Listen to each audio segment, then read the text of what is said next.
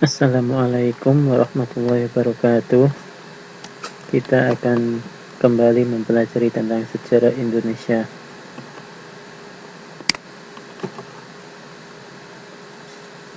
Di sejarah Indonesia kita di sini akan mempelajari konsep ruang dan waktu dalam perubahan dan keberlanjutan.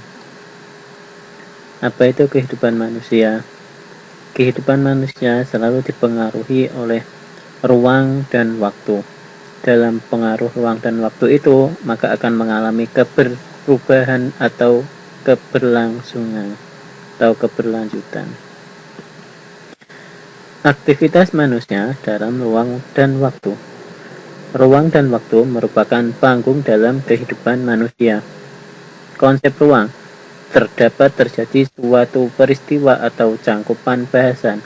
Maksudnya konsep ruang di sini adalah setiap manusia atau masyarakat dalam sejarah pasti mempunyai ruang atau tempat. Seperti halnya manusia purba. Tempatnya di mana? Manusia purba yaitu tempatnya di daerah gua-gua atau daerah tumbuhan yang ada tumbuhannya. Kedua, konsep waktu. Di sini ada perkembangan. Perkembangan dalam di sini ada yaitu masyarakat mengalami pergerakan berturut-turut dari satu bentuk ke bentuk lain. Nah, konsep waktu. Waktu di sini masyarakat dalam sejarah pasti akan mengalami perkembangan. Ada dulu masyarakat purba menjadi masyarakat gua, menjadi masyarakat bercocok tanam, maka akan mengalami perkembangan. Kedua, kesinambungan. Kesinambungan di sini masyarakat tetap mengadopsi lembaga atau kebiasaan lama. Nah, walaupun manusia gua menjadi beralih ke manusia bercocok tanam, biasanya dia memiliki kebiasaan yang sama. Yang ketiga, pengulangan.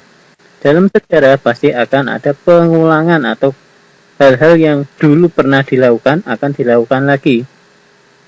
Di sini sering terjadi contohnya pengulangan contoh pakaian, fashion. Dulu fashion ini sudah pernah dipakai waktu lama tapi sekarang tren lagi, itu ada pengulangan. Nah, yang terakhir yaitu perubahan. Perubahan yaitu masyarakat mengalami pergeseran dan perkembangan. Nah, di sini ada perubahan, ada keberlanjutan. Apa sih bedanya dua ini? Kalau perubahan, ketidaksamaan sesuatu keadaan dengan keadaan lainnya dari waktu ke waktu. Dia mengalami perubahan. Contohnya, Anda mengalami perubahan enggak? Pasti mengalami perubahan. Dulunya waktu sekolah Anda bertatap muka dengan guru, sekarang Anda daring. Nah, itu termasuk perubahan. Nah, lanjut keberlanjutan. Apa itu keberlanjutan? Keberlanjutan merupakan perwujudan dari proses perkembangan kehidupan masyarakat yang terus berlanjut meskipun situasi dan kondisi berubah. Bedanya apa sih? Kalau perubahan itu pasti masyarakat mengalami perubahan, tapi keberlanjutan seperti kalian ini ingin mengalami pendidikan yang bagus, maka dari SD berlanjut ke SMP, SMA, bahkan ada yang ingin S1, bahkan S2. Perubahan yang dialami manusia dalam kehidupan bermasyarakat mencakup beberapa aspek seperti penduduk, kondisi lingkungan, sistem hubungan sosial, lembaga kemasyarakatan. Perubahan di sini disebut perubahan sosial karena memiliki sifat keberlanjutan. Artinya apa? Perubahan tidak berhenti pada satu titik, tetapi terus berlanjut ke tahap perubahan yang lainnya. Perubahan manusia itu memiliki beberapa faktor atau penyebab. Faktor yang mempengaruhi perubahan itu ada 3 faktor. Contohnya di sini faktor internal, eksternal, dan faktor penghambatnya. Faktor internal. Di sini faktor internalnya dinamika penduduk. Apa itu dinamika penduduk? Dinamika penduduk merupakan bertambah dan berkurangnya penduduk. Bertambah berkurangnya penduduk mempengaruhi perubahan enggak? mempengaruhi sekali. Contohnya apa? Di rumah, Anda, ayah, ibu, dalam waktu 1 tahun. Tetapi tahun berikutnya Anda mempunyai adik lagi. Akan mengalami perubahan nggak di rumah? Mengalami perubahan, itu namanya dinamika. Bertambahnya penduduk dalam keluarga mempengaruhi perubahan. Yang kedua, penemuan hal baru. Penemuan hal baru mengalami perubahan nggak? Faktor internal. Iya, contohnya apa? Kamu komunikasi dengan teman. Biasanya apa? Berbincang-bincang. Tapi sekarang ada penemuan HP, kalian bisa video callan dari jarak jauh.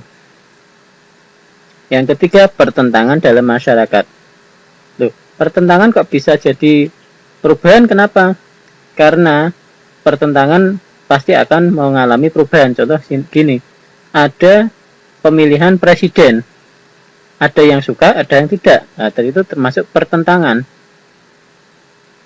Yang keempat, pemberontakan atau revolusi. Faktor eksternalnya apa? Lingkungan fisik. Lingkungan fisik di sini contohnya bencana-bencana atau contoh yang lain lingkungan fisik yaitu kalian awalnya orang gunung. Sekarang sekolah di daerah kota. Lingkungan fisik berbeda nggak? Pasti berbeda lingkungan tempatnya, fisiknya. Maka kalian akan mengalami perubahan nggak? Bukan banget. Yang di gunung asalnya hawanya dingin, sekarang di kota kalian merasakan sumuk, pasti akan kipas-kipas terus. Terus peperangan, faktor internal, pengaruh budaya asing. Nah, pengaruh budaya asing contohnya apa? Kalian suka K-pop, nonton Korea. Mempengaruhi perubahan nggak? Perubahan sekali. Kalian sedikit-sedikit bicara tentang haseong. Itu termasuk eksternalnya. Annyeonghaseyo. Faktor penghambatnya. Faktor penghambat yaitu perkembangan ilmu pengetahuan terhambat.